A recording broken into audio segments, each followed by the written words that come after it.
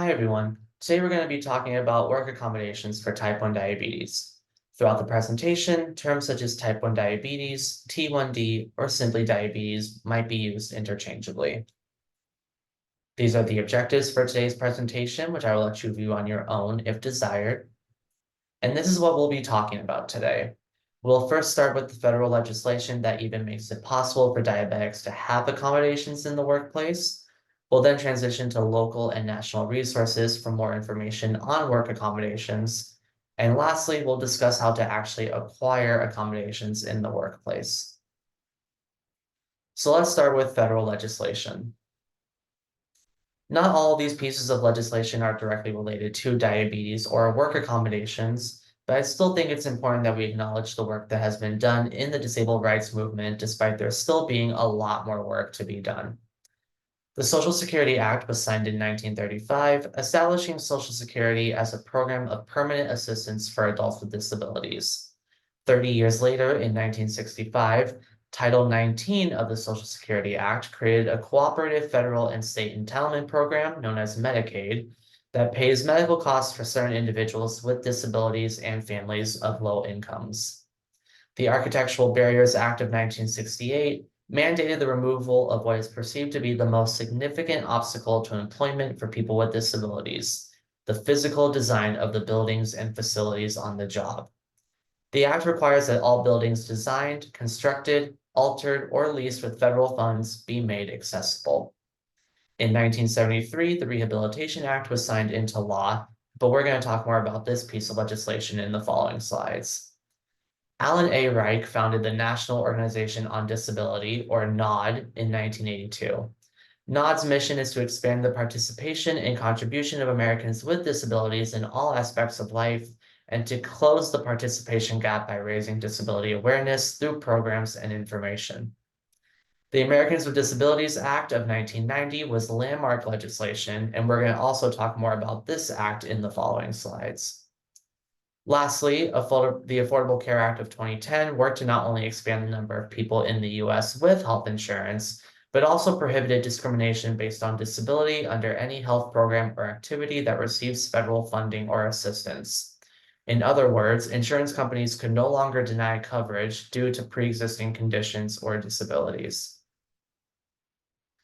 The Rehabilitation Act of 1973 prohibits discrimination on the basis of disability in programs conducted by federal agencies, in programs receiving federal financial assistance, in federal employment, and in the employment practices of federal contractors. The standards for determining employment discrimination under the Rehab Act are the same as those used in Title I of the Americans with Disabilities Act. Both protect qualified individuals with disabilities.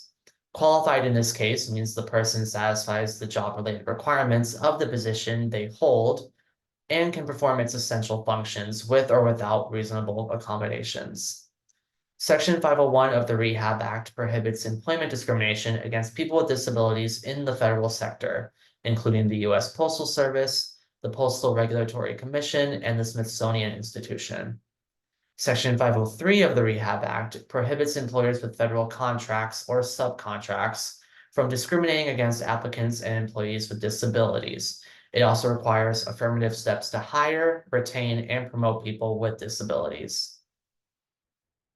The Americans with Disabilities Act, or ADA, was landmark legislation signed in 1990 that prohibits the discrimination of people with disabilities in all areas of public life, including jobs, schools, transportation, and all public and private places that are open to the general public. It gives civil rights protections to individuals with disabilities similar to those provided to individuals on the basis of race, sex, national origin, age, and religion. A person with a disability is defined as someone who has a physical or mental impairment that substantially limits one or more major life activities, has a history or record of such an impairment, such as cancer that is in remission, or is perceived by others as having such an impairment, such as a person who has scars from a previous severe burn. There is a wide variety of disabilities, and the ADA regulations do not directly list all of them, despite providing services and protections for them. Disabilities directly listed in the ADA include, but are not limited to, cancer, HIV, cerebral palsy, deafness or hearing loss, blindness or low vision, major depressive disorder, and diabetes. Under Title I of the ADA, a reasonable accommodation is a modification or adjustment to a job, the work environment, or the way things are usually done during the hiring process.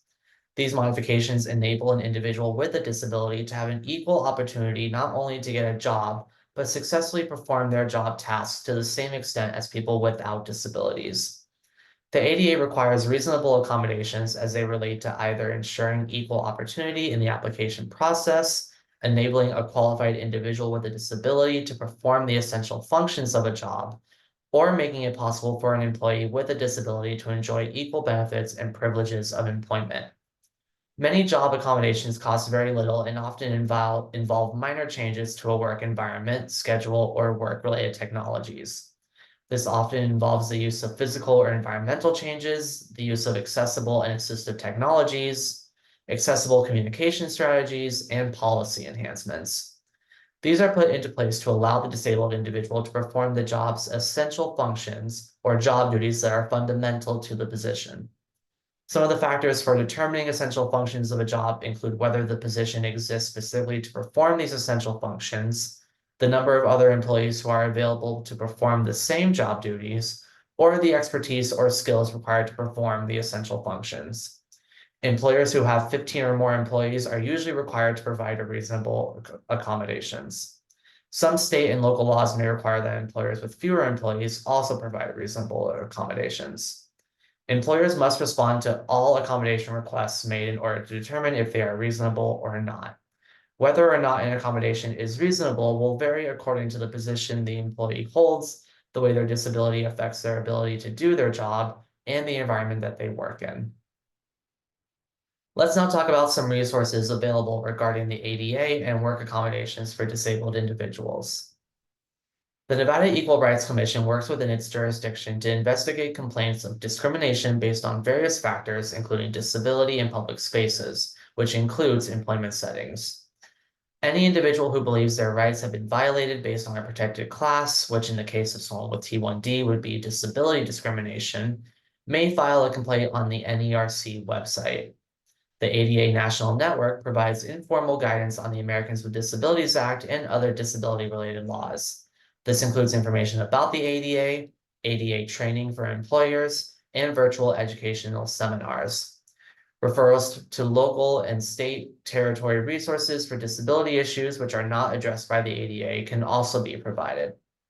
Lastly, the Nevada Department of Administration houses the Division of Human Resource Management, which serves to provide exceptional human resource services to businesses throughout Nevada. We're now going to transition into our last topic, which is the process of actually acquiring work accommodations. Before we dive into how to acquire work accommodations, I first want to address some potential misconceptions about disclosing a disability, including diabetes, to an employer, or the employer's ability to obtain and use this information. Title I of the ADA limits an employer's ability to ask questions related to diabetes and other disabilities, or to conduct medical examinations at 3 stages: pre-offer, post-offer, and during employment.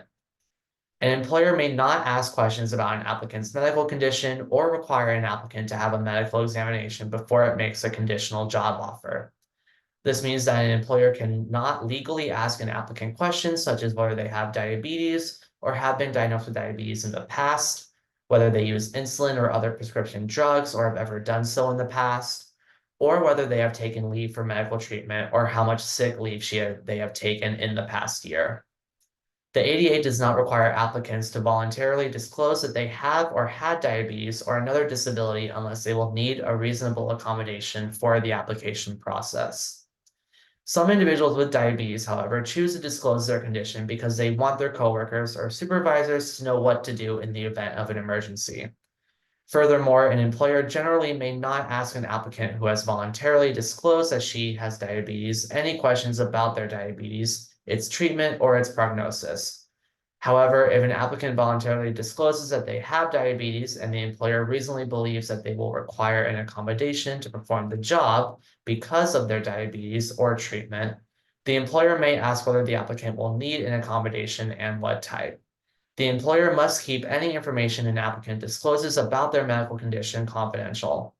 When an applicant discloses after receiving a conditional job offer that they have diabetes, an employer may ask the applicant additional questions such as how long they've had diabetes, whether they use insulin or oral medications, whether and how often they experience hypoglycemic episodes, and or whether they will need assistance for blood sugar levels if they drop while at work. The employer may also send the applicant for a follow-up medical examination or ask them to submit documentation from their doctor answering questions specifically designed to assess their ability to perform the job's essential functions safely. Permissible follow-up questions at this stage differ from those at the pre-offer stage when an employer may only ask an applicant who voluntarily discloses a disability whether they need an accommodation to perform the job and what type of accommodation. I want to preface this next slide by saying that in order to begin the process of acquiring reasonable accommodations at work, you will have to disclose your diabetes diagnosis to your employer, since employers are not required to provide accommodations to unknown or undocumented diagnoses. After an employee discloses a disability to their manager or human resources department, it is important to initiate whatever reasonable accommodation process that the employer has in place. The next step is to initiate a dialogue between yourself and your employer. The employer can provide an overview of the process so the person who requested an accommodation understands what will happen next and who will have access to the information being shared. All participants involved must agree to maintain confidentiality when discussing accommodations.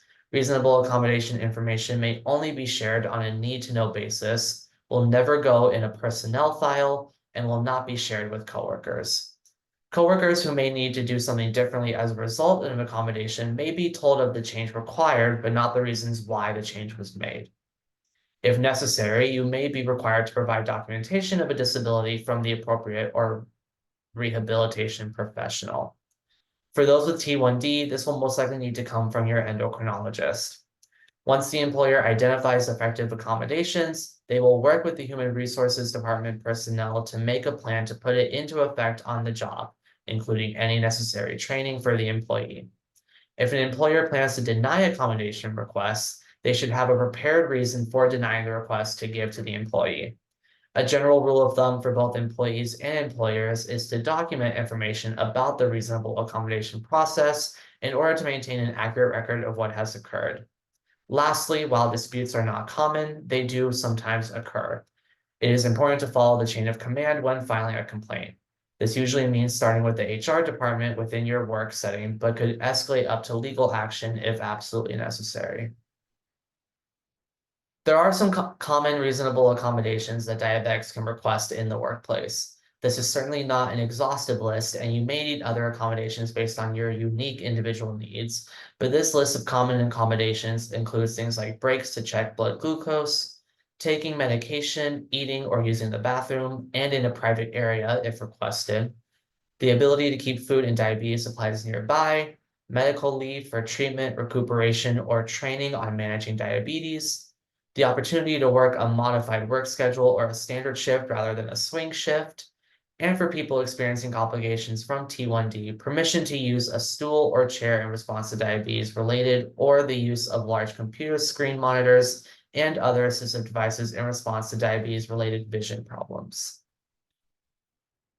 These are my references for this presentation, and thank you so much for watching.